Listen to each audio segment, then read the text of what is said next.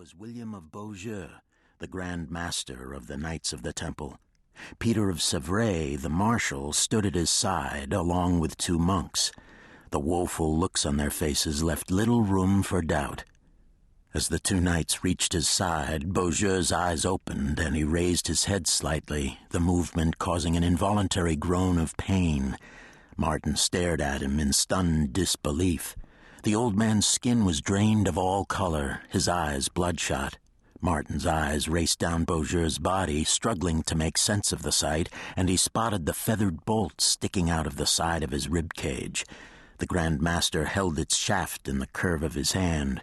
With his other, he beckoned Aymar, who approached him, knelt by his side, and cupped his hand with both of his own.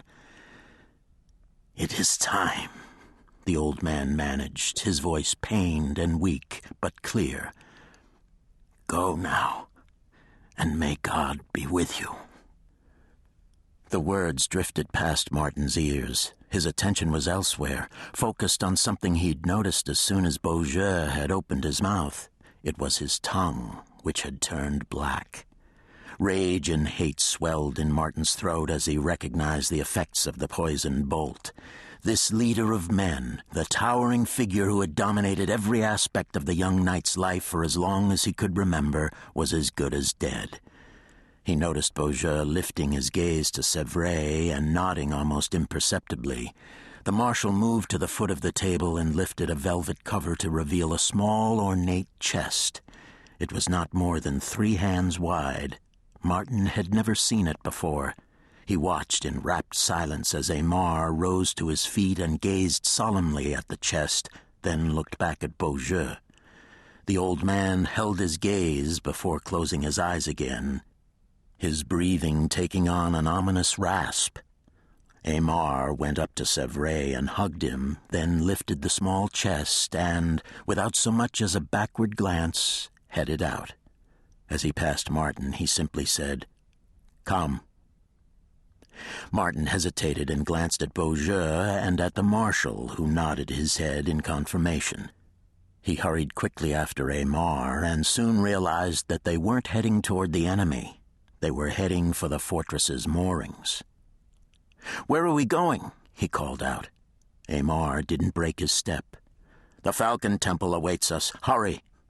Martin stopped in his tracks, his mind reeling in confusion. "We're leaving?" He had known Aymar of Villiers since the death of his own father, a knight himself, 15 years earlier, when Martin was barely 5 years old. Ever since, Aymar had been his guardian, his mentor, his hero. They had fought many battles together, and it was fitting, Martin believed, that they would stand side by side and die together when the end came. But not this. This was insane. This was desertion. Aymar stopped too, but only to grasp Martin's shoulder and push him into motion. "Make haste," he ordered. "No!" Martin yelled, flicking Aymar's hand off him. "Yes," the older knight insisted tersely. Martin felt nausea rising in his throat, his face clouded as he struggled for words. "I will not desert our brothers," he stammered. "Not now. Not ever." Aymar heaved a ponderous sigh and glanced back at the besieged city. Blazing projectiles were arcing into the night sky and hurtling down into it from all sides. Still clutching the small chest, he turned and took a menacing step forward so that their faces were now inches apart, and Martin saw that his friend's eyes were wet with unshed tears. "Do you think I want to abandon them?" he hissed, his voice slicing the air. "Abandon our master in his final hour? You know me better than that." Martin's mind seethed with turmoil. "Then why?" "What we have to do is far more important than killing a few more of those rabid dogs," Aymar replied somberly. "It's crucial to the survival of our order. It's crucial if we are to make sure everything we've worked for doesn't die here as well. We have to go. Now." Martin opened his mouth to protest, but Aymar's expression was fiercely unequivocal. Martin bowed his head in curt, if unwilling, acquiescence and followed.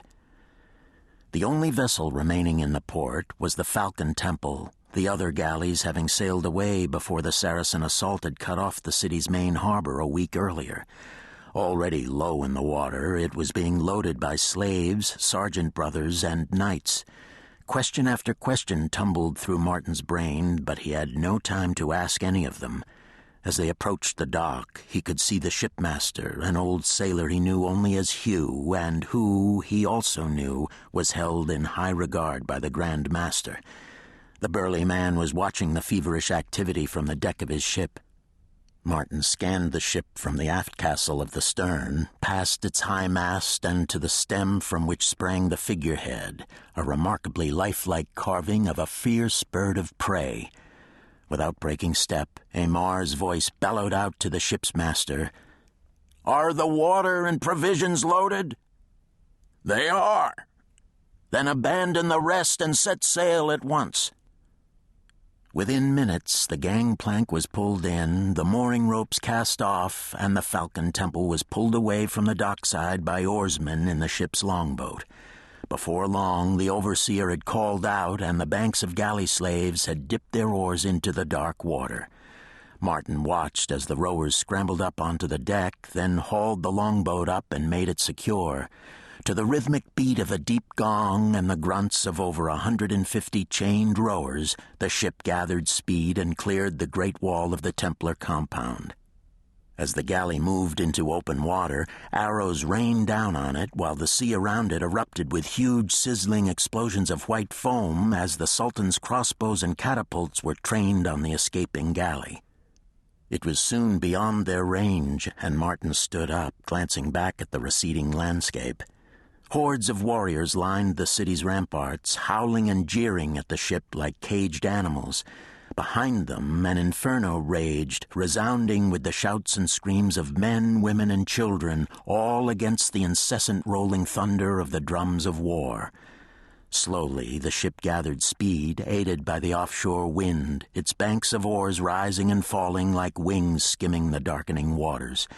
On the distant horizon, the sky had turned black and threatening. It was over.